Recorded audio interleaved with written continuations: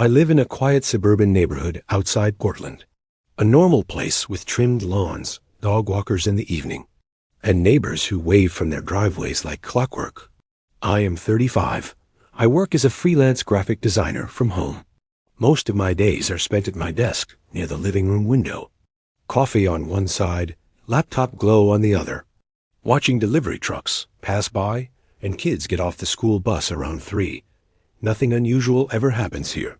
No crime, no strange noises, just rain, traffic hum in the distance, and sometimes early morning mist that burns off before noon. That is why I did not think much of the fog the first time it lingered. It rolled in around sunset, thick but smooth, swallowing the far end of the street first, then the neighbor's mailbox, and the parked cars, until everything beyond my front yard faded into pale gray. Weather apps said clear skies. No marine layer warnings, no storm systems nearby. Still, fog happens. I told myself that by 8 p.m. I could barely see the house across the street. The streetlights looked like dull glowing coins suspended in milk, their light barely reaching the pavement. I remember feeling calm, almost cozy, until I noticed something strange.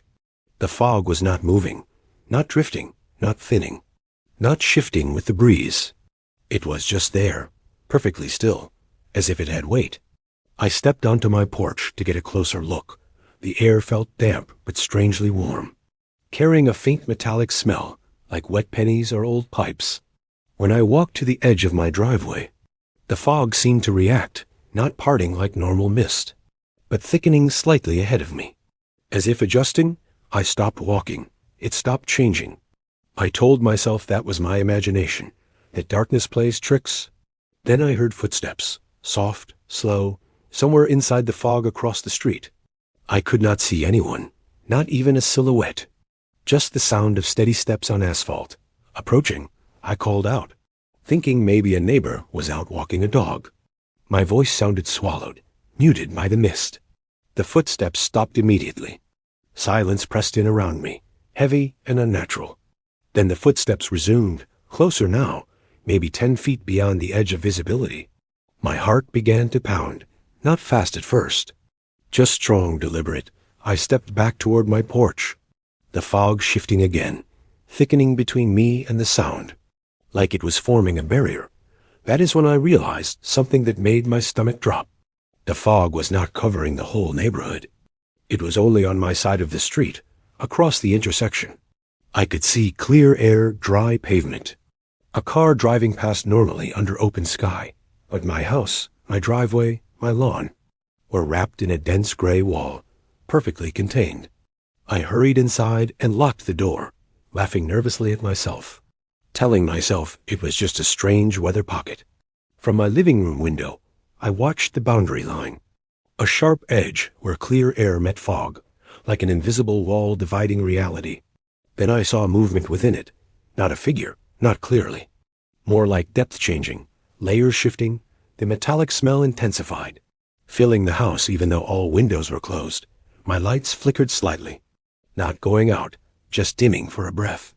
The fog crept forward, crossing the street slowly, deliberately, rolling onto my lawn, climbing the porch steps, pressing against the windows. I could see condensation forming on the glass from the outside, thick droplets sliding down. Then came the first knock, not loud, not aggressive. Just 3 soft taps on the front door. I froze in the center of my living room. Every muscle locked. Another 3 taps. Same rhythm, patient. I moved toward the door without meaning to, as if pulled by curiosity stronger than fear. Through the peephole, I saw nothing but white. Dense swirling white. The handle turned slightly. Gently testing, I stumbled back, breath shallow. The fog began seeping under the door, thin streams curling across the floorboards like searching fingers. The temperature in the house dropped suddenly, my skin prickling with cold. Inside the fog near the hallway, I saw something take shape. Not fully solid, but darker than the rest. Vaguely human height, standing just beyond the doorway. It did not step inside. It simply waited. I could feel it watching me. Even without eyes, my ears started ringing. A high, thin frequency building pressure behind my temples. The shape leaned forward slightly, and the fog inside my house thickened around my legs, wrapping around my ankles. I tried to move, but my feet felt heavy, anchored. Then I heard my own voice from behind me, calm and soft, saying you should let it in. I turned sharply, but the room was empty. When I faced the door again, the shape was closer, just inches from the threshold, its outline clearer now. Head tilted, shoulders narrow, no features, just density. The fog suddenly rushed backward, retreating out of the house in a single smooth pull. Like a breath being inhaled, the door stopped rattling. The ringing in my ears vanished. Outside, the mist began to thin rapidly, dissolving from my porch, then my lawn, then the entire street, until the neighborhood returned to normal under a clear night sky. Cars passed, neighbors' lights glowed steady. Everything ordinary again. I stood there shaking, staring at my front door. The next morning, there was no sign of moisture. No condensation, no damp grass, nothing to prove it had happened. But now the fog comes back every night at exactly 7:42. It does not cover the whole street. It stops at the edge of my property line. And every evening, as it settles in, I can see a darker space within it, standing at the sidewalk, waiting for me to step outside.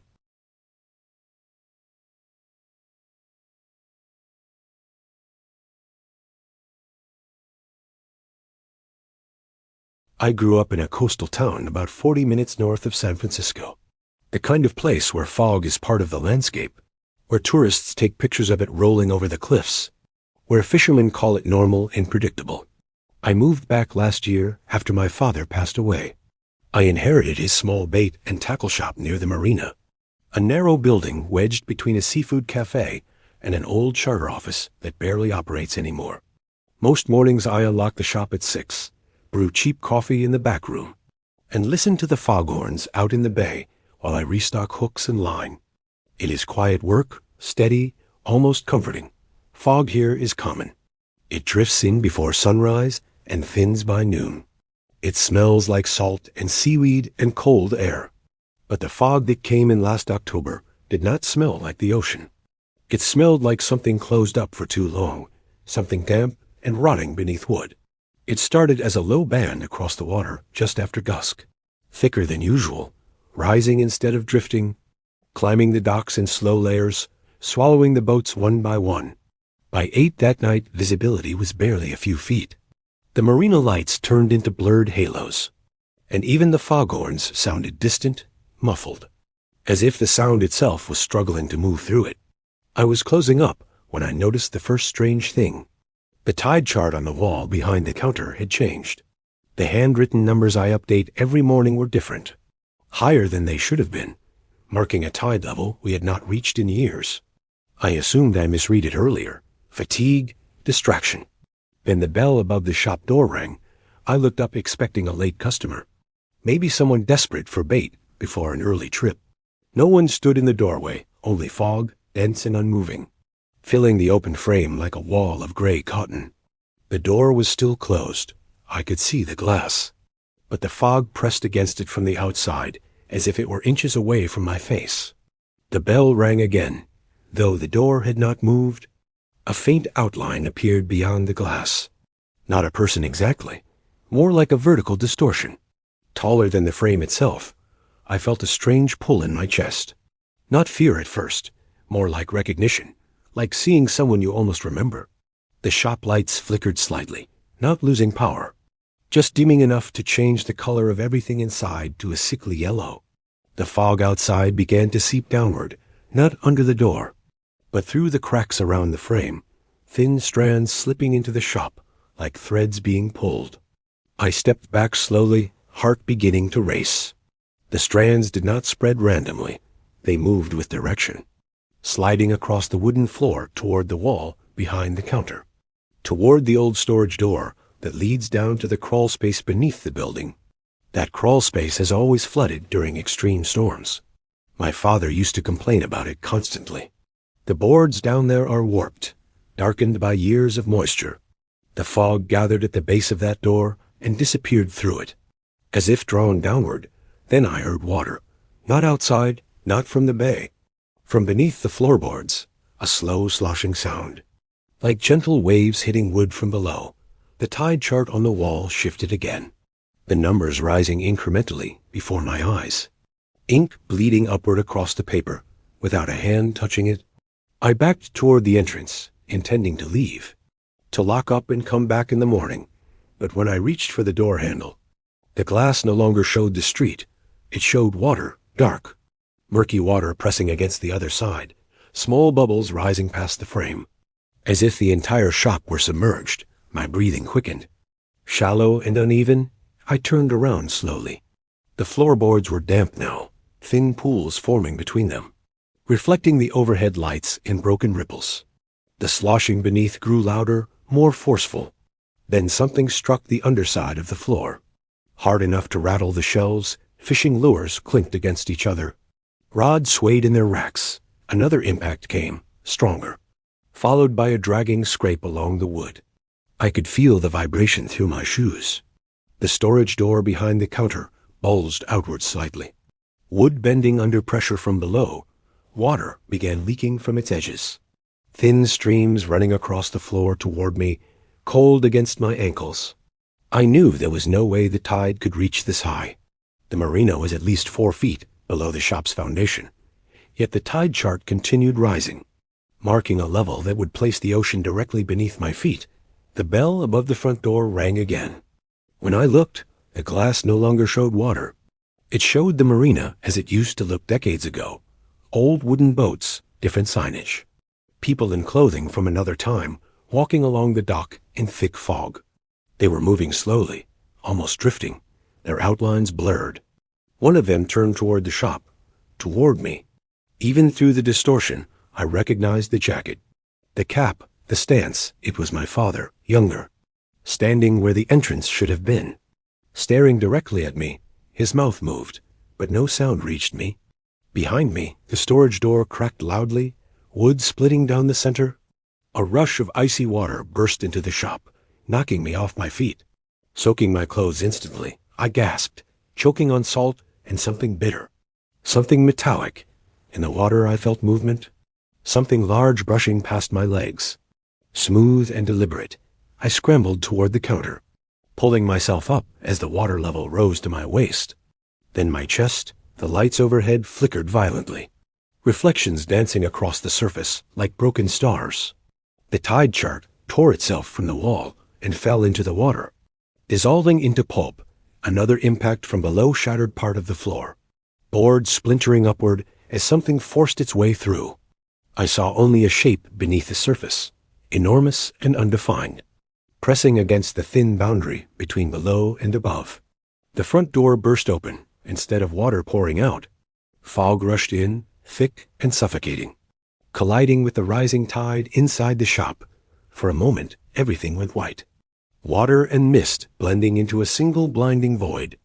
I felt myself pulled downward, weightless and heavy at the same time, my ears filling with a deep roaring like a distant storm under the sea. Then silence.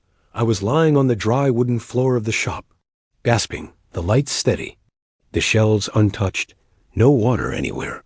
The storage door behind the counter was intact, old but solid. The tide chart was back on the wall, showing the correct numbers outside. The fog had thinned to a normal coastal haze. Boats gently rocking in place, the marina quiet and ordinary. I locked up early that night, hands shaking, telling myself it was exhaustion, grief, imagination. But since then, every time heavy fog rolls in from the bay, the tide chart shifts slightly, just a fraction higher than it should be. And sometimes, when I stand alone in the shop after dark, I hear water moving beneath the floorboards, slow and patient, as if the ocean is still rising, inch by inch, waiting for the fog to come back and finish what it started.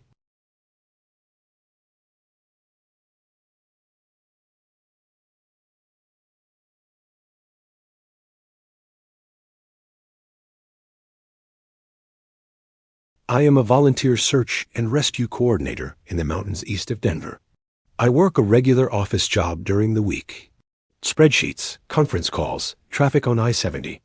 But on weekends, I trade all of that for hiking boots, radio static, and missing person reports. Most calls are predictable, lost hikers who underestimated distance, teenagers who wandered off trail, sometimes an injured climber stranded after dark. We follow procedure, establish perimeter, track footprints, use thermal drones when needed. We bring people home. That is why the Miller case still sits in my head, like something unfinished. It was late September, early snow at higher elevation. The call came in just before sunset. A couple from out of state had gone hiking near an old fire lookout trail and never returned to their car. Their vehicle was still parked at the trailhead, phones going straight to voicemail. Weather conditions were clear, according to the ranger station. Low wind, light cloud cover, nothing dangerous. We mobilized quickly. 4 of us heading up the trail with radios and headlamps, planning a standard grid search before full dark. About a mile in, the air changed. Not colder exactly, just heavier, like breathing through damp cloth. A thin fog began forming between the trees. Unusual for that elevation without a storm system, but not impossible. Mountains create their own weather sometimes. Within 10 minutes, visibility dropped to maybe 20 feet. The pine trunks fading into pale columns, the trail ahead dissolving into gray. We stopped to reassess, radios crackling softly. Then my radio picked up a voice. Not one of my team, not dispatch. A woman's voice, faint and distorted, repeating a single sentence. We are still walking. The words looped. Steady, calm, without panic, I asked dispatch if they were attempting contact with the missing couple. They said no transmission had been received. No outgoing calls either. The voice continued, same tone, same volume. We are still walking. I tried triangulating the signal, turning slowly, adjusting antenna position. But it seemed to come from everywhere at once. Bouncing through the fog, my team grew uneasy. One of them suggested we hold position until visibility improved. That is when we found the footprints, fresh impressions in the damp soil just off the trail. 2 sets, side by side, heading uphill into denser fog. We followed, calling out their names. Our voices swallowed almost instantly. The forest grew unnaturally quiet. No wind in the branches, no birds, no distant highway hum. Just the soft crunch of our boots and the persistent radio loop. We are still walking, after about 15 minutes of steady incline. We should have reached a ridge clearing. Instead, we stepped into something else. The trees ended abruptly, replaced by a wide open space. Flat ground stretching outward, covered in fog so dense it looked solid. This clearing does not exist on any map of the area. I have trained here for years. At the center of the clearing stood the fire lookout tower. Except it was wrong. The real tower burned down decades ago. Only the concrete foundation remains, yet in front of us rose a fully intact wooden structure. Tall, narrow, its windows glowing faintly from within. The footprints led directly toward it. My rational mind searched for explanations. Disorientation, wrong trail, altitude confusion. But the GPS in my hand showed coordinates exactly where we should have been. The radio voice changed slightly. Now it said, "We never stop walking." One of my team members suggested we approach. Check for survivors, standard protocol. As we moved closer, I noticed more footprints appearing in the mud around us, not just 2 sets now, but dozens, overlapping, circling the tower, all of them heading inward, none leading back out. The fog thickened around the base of the structure, swirling slowly as if stirred from beneath. Halfway to the entrance, my radio died abruptly. Screen blank, no battery warning. The others reported the same. The tower door creaked open on its own, slow, deliberate. Inside was darkness. No visible lanterns, no movement. Then from above, from the enclosed observation room at the top, came the woman's voice again. Clearer now. We are still walking. I felt a pull in my chest, an urge to step inside, to climb the narrow staircase and find whoever was speaking. But something felt wrong about the ground beneath my feet. I looked down. The mud was not mud. It was a dense layer of footprints pressed into something softer, deeper than soil, as if the earth itself had been walked thin. I stepped back instinctively, and my boots sank slightly. The surface rippled outward in slow waves.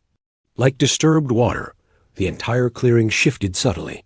The footprints around us began filling with pale mist from below. Rising like breath from hidden lungs, one of my team members stumbled forward. Reaching toward the tower door, his foot sank deeper than mine had. Up to the ankle, then the calf, he shouted, panic finally breaking through. We grabbed him, pulling hard, boots slipping, but the ground held him tight, as if gripping back. The voice from above grew louder. Layered now, not just one woman, but many voices overlapping. We are still walking. We are still walking. The tower began to fade at the edges. Wood dissolving into fog. Windows stretching upward unnaturally. My trapped teammate screamed as the ground swallowed him to the waist. His hands clawing at the surface that no longer looked solid. In that moment, I understood the fog was not covering the mountain. It was replacing it. This clearing, this tower, this ground were not part of the forest I knew. They were something layered over it, something built from the memory of those who never stopped walking. With a final desperate pull, we tore my teammate free, leaving one of his boots behind, sucked downward instantly and gone. The surface beneath us smoothed out as if nothing had disturbed it. The tower door slammed shut, the structure collapsing inward silently, folding into itself until only fog remained. The clearing vanished. We were back among trees. On the original trail, headlamps flickering back to life. Radios rebooting with static bursts. Dispatch's voice came through asking for status. Our EPORTING that weather conditions were clear and stable. There was no fog around us anymore, only crisp mountain air and distant starlight. We found the Real Fire Lookout Foundation an hour later. Just cracked concrete and weeds, no footprints nearby, no sign of the couple. The official report lists the Miller case as unresolved, presumed lost to terrain exposure, but last week, during a routine equipment check, I turned on my radio alone in my garage.